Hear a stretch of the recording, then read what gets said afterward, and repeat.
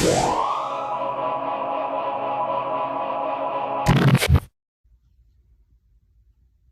right, this video is going to show you how to clean up your supplies. So you're gonna have a brayer that has ink all over it. We are gonna have a little bucket. There's gonna be a tray for you to initially put it in to start taking off some of the ink, but you are going to have to rub all the ink off. The ink also has to come off the sides of your roller so that your roller should be as clean as possible. If I come around and there's ink on it, it is not clean. So yes, you're gonna have stains on it from previous usage, but your roller support should not have any ink that would run off.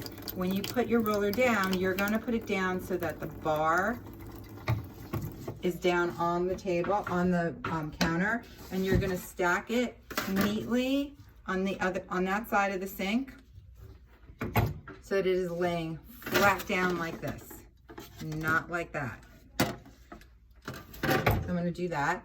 You're gonna make sure that your Baron has no ink on it. This all requires just water. There will be a tray for you to put each thing in. If you have worked on a piece of plexi, you need to take whatever ink. So there is a stain on this, which that is done with another paint that is dried. The paint that we use, even if I left it on there for a couple of days, it would still come off. So you want to make sure that it's all wiped off and there's no ink that you used today on it. These will also go into a tray specifically designed for your plexiglass. This tray is going to require a little bit more effort because there's going to have been a lot of ink on it. You're probably going to need to take a paper towel. The paper towel goes in the garbage when you are done.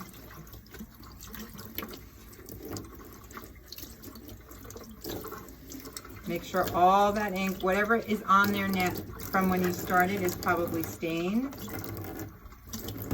This will also go in the tray for that. This is going to go in a garbage can. Now, you are also not left in the sink. You also have to clean off, depending on what you did. If you worked on a linoleum print, your linoleum print, oops, it is carpool time, so you're getting to listen to that. Your ink needs to come off of your linoleum print.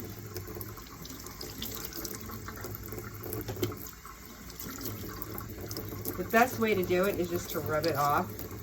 I will give you gloves if you would like them. I will have rags out. But you want to make sure all the ink is off what you just did.